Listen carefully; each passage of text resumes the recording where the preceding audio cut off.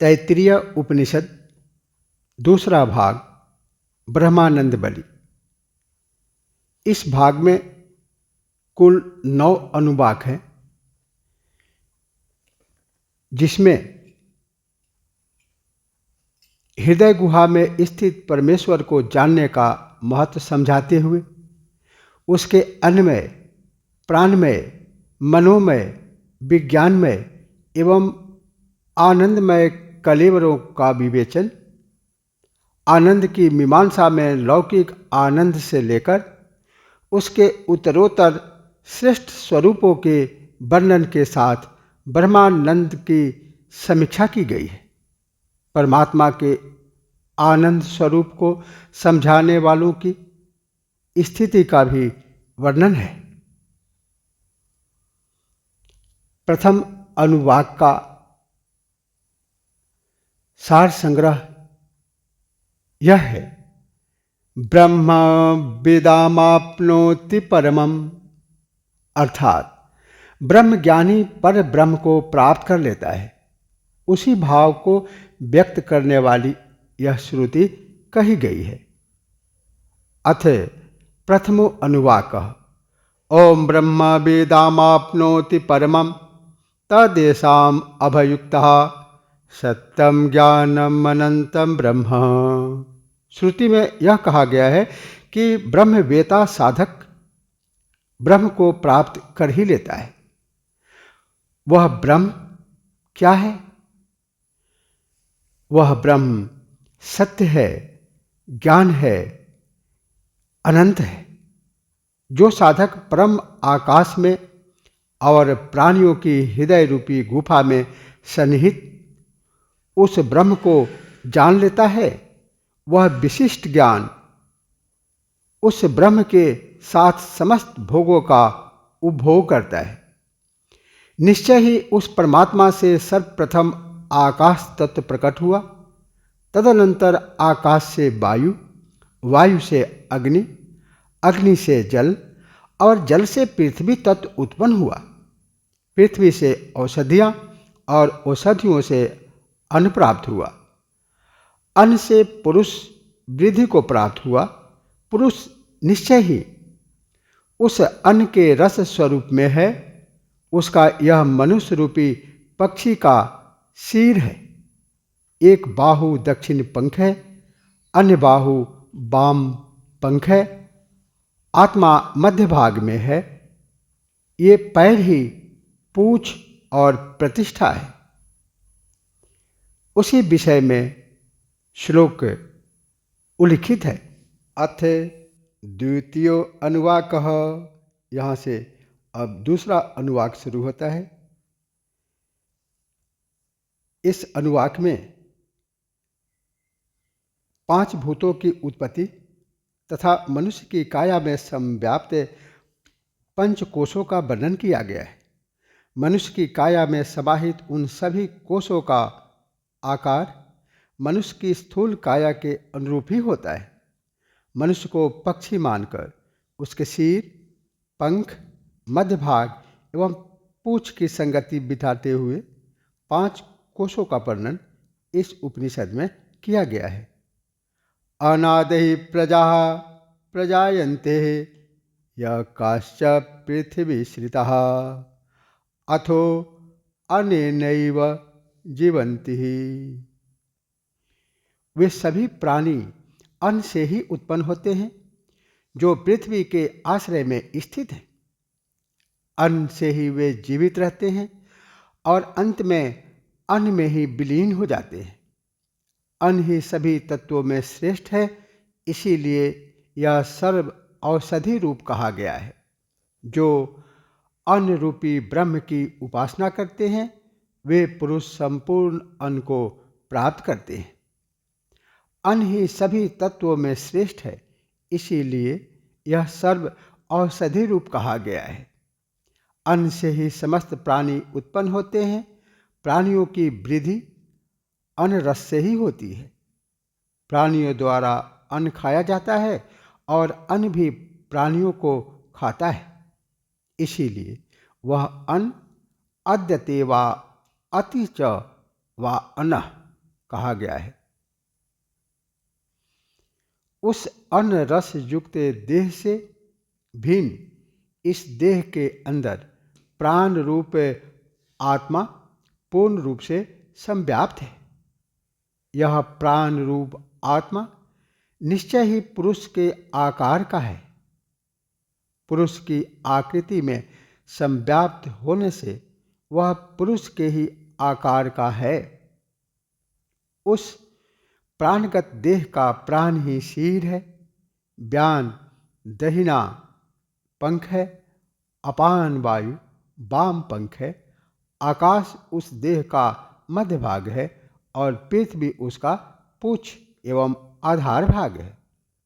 यह श्लोक उस प्राणगत देह के विषय में है।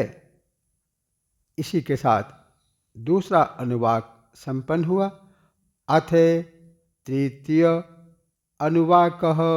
तीसरे अनुवाक में प्राण को ब्रह्म का स्वरूप बताते हुए कहा गया है, प्राणम देवा अनुप्राणन्ति मनुष्या पशवस्य प्राणी ही भूतानाम आयुः। जो देवगण मनुष्य और पशु आदि प्राणी हैं, वे सभी प्राण के आश्रय से ही चेष्टा करते हैं, क्योंकि प्राण ही समस्त प्राणियों की आयु है। अतः यह सभी प्राणियों का जीवन है।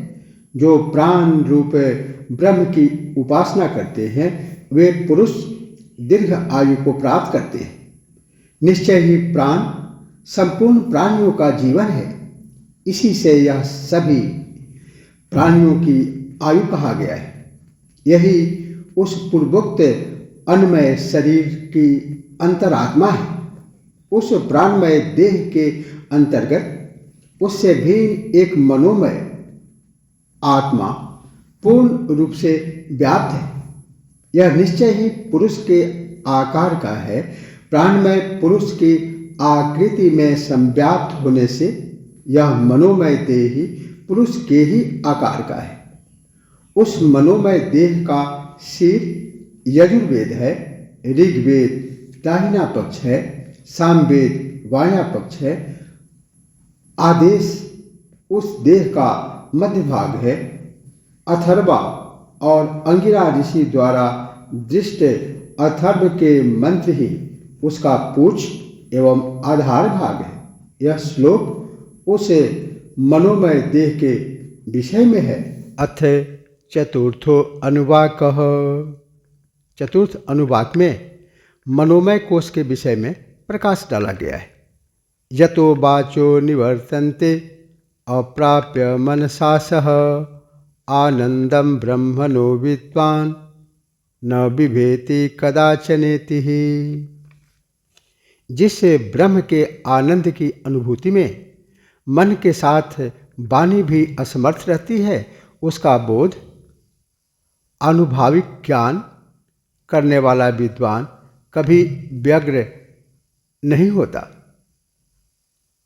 यह मनोमय शरीर अपने पूर्ववर्ती प्राणमय शरीर का आत्मा आधार है।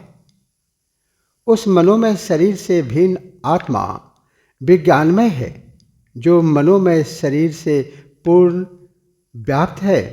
वह विज्ञानमय देह पुरुष के आकार का है। यह मनोमय देह के अंतर्गत पुरुष की आकृति में समाहित है। उस विज्ञानमय देह का शरीर श्रद्धा है। ऋत अर्थात सनातन सत्य उसका दाहिना पक्ष है। सत्य अर्थात प्रत्यक्ष सत्य उसका बायां पक्ष है। योग उसका मध्य भाग है। महा को उसका पूछ और आधार भाग कहा गया है। उस विज्ञानमय देह के विषय में यह श्लोक है। अथ पंचमो अनुवाकः। पंचम अनुवाक में विज्ञानमय कोश के विषय में बताया गया है। विज्ञानम यज्ञम तनुते कर्माणि तनुतेऽपि च विज्ञानम देवः सर्वे ब्रह्मा ज्येष्ठमुपासते। विज्ञानम ब्रह्म चेद्वेद विज्ञान ही यज्ञों और कर्मों की वृद्धि करता है। संपूर्ण देवगण विज्ञान की श्रेष्ठ ब्रह्म रूप में उपासना करते हैं। जो विज्ञान को ब्रह्म स्वरूप में जानते हैं, उसी प्रकार के चिंतन में रत रहते हैं, तो वे इसी शरीर से पापों से मुक्त होकर संपूर्ण कामनाओं की सिद्धि प्राप्त करते हैं। उस विज्ञानमय देह के अंतर्गत वह आत्मा भी ब्रह्म स्वरूप है। उस विज्ञानमय आत्मा से भिन्न उसके अंतर्गत आनंदमय आत्मा पूर्णतः व्याप्त है। यह भी पुरुष के आकार का ही है। यह उस विज्ञानमय पुरुष देह में व्याप्त होने से पुरुष आकृति का ही कहा गया है। प्रेम उस आनंदमय शरीर का सिर है। मोद दाहिना पक्ष है, प्रमोद बायां पक्ष है। आनंद उस विज्ञानमय देह का मध्य भाग है। ब्रह्म ही उसका पूंछ एवं आधार है। उसी आनंदमय देह के विषय में यह श्लोक है। अथ षष्ठो अनुवाकः। छठे अनुवाक में परमात्मा को ही सत्य माना गया है और उसी का अस्तित्व सर्वत्र संव्याप्त है। जो ब्रह्म के अस्तित्व को सत्य नहीं मानता, वह असत ही हो जाता है, परंतु जो ब्रह्म को सत्य स्वीकार करता है, उसे विद्वत जन संत कहते हैं। जो विज्ञान में शरीर का आत्मा है, वही आनंदमय शरीर का भी है। अब अनुप्रश्न प्रारंभ होते हैं। अज्ञानी पुरुष मरने के बाद परलोक गमन करता है या नहीं, अथवा ज्ञानी मरने के बाद परलोक गमन करता है या नहीं। उस परमात्मा ने अनेक रूपों में प्रकट होने की कामना की है। तब उसने तप किया। तप करके उसने इस संपूर्ण जगत की रचना की। जगत की उत्पत्ति के बाद वह उसी में प्रविष्ट हो गया। प्रविष्ट होने पर वह साकार और निराकार हो गया। वह वर्ण और अवर्ण हो गया तथा आश्रय रूप एवं निराश्रय रूप हो गया। वही चैतन्य एवं जड़ रूप हुआ। वही सत्य स्वरूप परम आत्मा ही सत्य एवं मिथ्या रूप हो गया। विद्वत जन कहते हैं, जो कुछ भी अनुभव में आता है वह सत्य ही है। इसी विषय में यह श्लोक है। अथ सप्तमो अनुवाकः। सप्तम अनुवाक। सृष्टि से पूर्व यह संपूर्ण जगत असत्य अव्यक्त रूप में ही था। उससे ही यह दृश्यमान जगत उत्पन्न हुआ है। वह ब्रह्म स्वयं ही जगत रूप में प्रकट हुआ है, अतः वह सुकृत कहा जाता है। जो सुकृत है वही रस रूप है। इस रस को पाकर जीव आनंदित होता है। वही आकाश की भांति व्यापक और आनंद स्वरूप है। यदि वह न होता तो कौन जीवित रहता, कौन चेष्टाएं करता। निश्चय ही वही सबको आनंद प्रदान करने वाला है। जब कोई जीवात्मा उस अदृश्य शरीर रहित अवर्ण निराश्रय परमात्मा में निर्भय होकर स्थित हो जाता है, तो वह अभयप्रद को प्राप्त कर लेता है। जब तक वह जीवात्मा परमात्मा से विमुक्त रहता है, तब तक भय से युक्त होता है। वही भय अहंकारी विद्वानों को भी होता है। उस संदर्भ में यह अगला मंत्र है। अथ अष्टमो अनुवाक। आठवें अनुवाक में इस पर ब्रह्म के भय से ही वायु रहता है। इसके भय से ही सूर्य उदित होता है। इसके भय से ही अग्नि, इंद्र और पांचवें मृत्यु के देवता यम सभी अपने अपने कर्मों में प्रवृत्त होते हैं। अब आनंद विषयक विवेचन किया जाता है। कोई सदाचारी युवक जो वेदों के अध्ययन से युक्त हो, सुदृढ़ अंगों वाला, बलिष्ठ व्यवहार कुशल हो, साथ ही उसे समस्त वैभव से परिपूर्ण पृथ्वी प्राप्त हो जाए, तो यह इस लोक मनुष्य का एक आनंद है। जो मनुष्य लोक के 100 आनंद हैं, वह मानव गंधर्व के एक आनंद के तुल्य है। वह शुद्ध अंतःकरण वाले श्रोत्रिय मनुष्य को स्वाभाविक रूप से प्राप्त है। जो मानव गंधर्व के 100 आनंद हैं, वे देव गंधर्व के एक आनंद के तुल्य हैं। वह कामना रहित श्रोत्रिय मनुष्य को स्वाभाविक रूप से प्राप्त है। जो देव और गंधर्व के 100 आनंद हैं, वह पितृलोक को प्राप्त हुए पितरों के एक आनंद के तुल्य है। वह कामनाओं से विरक्त श्रोत्रिय मनुष्य को सहज ही प्राप्त है। जो पितृगण स्थायी रूप से पितृलोक को प्राप्त हुए हैं, उनके 100 आनंद आजानज संख्यक देवों का एक आनंद है। वह कामनाओं से विरक्त श्रोत्रिय मनुष्यों को सहज ही प्राप्त है। जो आजानज संज्ञक देवों के 100 आनंद है, वह कर्मदेव संज्ञक देवों के एक आनंद के तुल्य है। जो मनुष्य अपने शुभ कर्मों द्वारा देवत्व को प्राप्त हुए हैं, जो कामनाओं से विरत हैं, उन्हें वह आनंद स्वाभाविक रूप से ही प्राप्त है।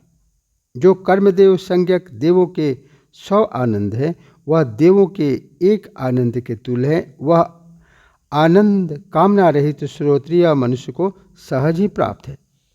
जो देवों के 100 आनंद है, वह इंद्र का एक आनंद है। वह कामना रहित श्रोत्रिय मनुष्य को सहज में प्राप्त है। जो इंद्र देव के 100 आनंद है, वह बृहस्पति देव के एक आनंद के तुल्य है। जो श्रोत्रिय मनुष्य उस आनंद की कामना से मुक्त है, उसे वह आनंद सहज ही प्राप्त है। जो देव प्रजापति के 100 आनंद है, वह ब्रह्मा के एक आनंद के तुल्य है। जो श्रोत्रिय मनुष्य उस आनंद की कामना भी नहीं रखता, उसे वह आनंद सहज ही प्राप्त है। जो ब्रह्म इस मनुष्य में है, वही सूर्य में भी है। जो साधक इस रहस्य को जान लेता है, वह इस लोक से जाते हुए अन्नमय आत्मा को प्राप्त कर लेता है। वह इस प्राणमय, मनोमय, विज्ञानमय और आनंदमय आत्मा को भी प्राप्त कर लेता है। उसी के विषय में यह श्लोक है। यहाँ ध्यान देने योग्य बात यह है कि केवल पृथ्वी एवं संपत्ति के आनंद प्राप्ति संभव नहीं है। उसके लिए समग्र व्यक्तित्व ही श्रेष्ठ होना चाहिए। अगले मंत्रों में श्रेष्ठ से श्रेष्ठतर आनंद का उल्लेख है। ऋषि बार बार कहते हैं कि वह आनंद श्रोत्रियस्य च अकाम हतस्य, अर्थात जो ज्ञान संपन्न है तथा कामनाओं से आहत नहीं हुआ है, उसी के लिए यह आनंद है। अज्ञानी हीन सुखों में ही भटक जाता है, श्रेष्ठ आनंद तक पहुंचना ही नहीं चाहता। छाले जैसे रोगों से आहत जीव जिस प्रकार स्वादिष्ट व्यंजनों का रस नहीं ले सकता, उसी प्रकार कामनाओं से आहत मन, अंतःकरण श्रेष्ठ आनंद की अनुभूति नहीं कर पाता। अथ नवमो अनुवाकः, नवम अनुवाक में बताया गया है कि जिस ब्रह्मानंद की अनुभूति में मन के साथ वाणी असमर्थ रहती है, उसका बोध करने वाला विद्वान कभी भयग्रस्त नहीं होता। विद्वज्जनों को इस बात की चिंता संतप्त नहीं करती कि उन्होंने श्रेष्ठ कर्म क्यों नहीं किया, उन्होंने पाप कर्मों को क्यों किया। जो विद्वान पाप पुण्य दोनों ही कर्मों को जानता है, वह पापों से अपनी रक्षा करता है। जो विद्वान पाप पुण्य दोनों ही कर्मों के बंधन को जानता है, वह दोनों ही कर्मों में आसक्त न होकर अपनी रक्षा करता है। यह उपनिषद की वाणी है। इस प्रकार तैत्तिरीय उपनिषद का यह दूसरा अध्याय ब्रह्मानंद बलि संपन्न हुआ। ओम शांति शांति शांति।